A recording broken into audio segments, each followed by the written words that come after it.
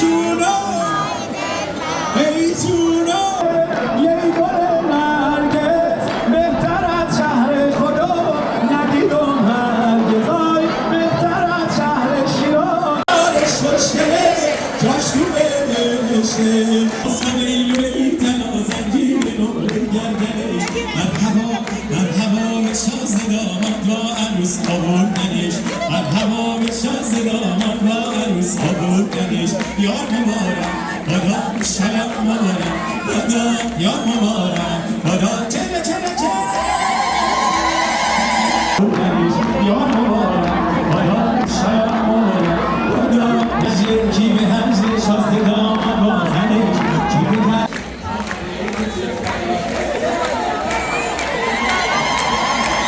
آرلو دریا بیا شازده داماد میرنج شاد خوردن در بیا جونم شاد خوردن در بیا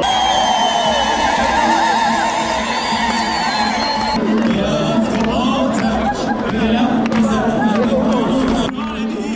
دیگر کنارم به خدا جانم رسیده از غصه بردم هر روز و عشق در انتظارم به خدا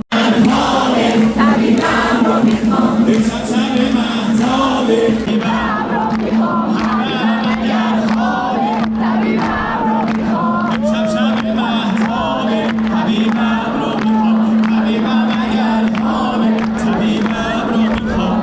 خواب سبیل و پشتونی مست هوشیارش کنی روی بلونی اومده آن یار جونی اومده حالتو سیاه حالتو سفید روی تو سیاه روی تو ببینم بروم این شب مهتابه طبیبم رو میخوام حرم اگر خوابه طبیبم رو میخوام شب مهتابه طبیبم اگر خوابه ولی من چه میخوام چه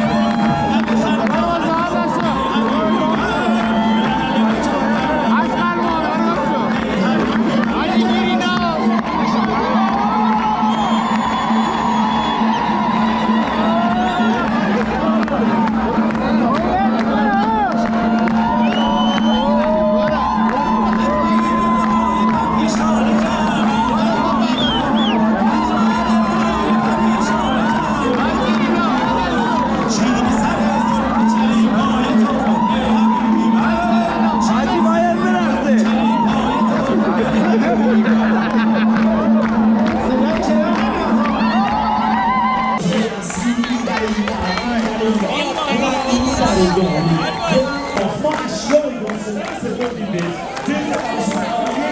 جناب آقای رسولی گرامی بفرمایید دست بزنید پشتنه خیلی تلاش کرده خیلی استعداد نداشته چون شما از همه ما مهمترین داشتن اینو میگفتم آقا وکیل پیر انگار دست دستان بچه ها خدایی لکنده زیر دستان بچیست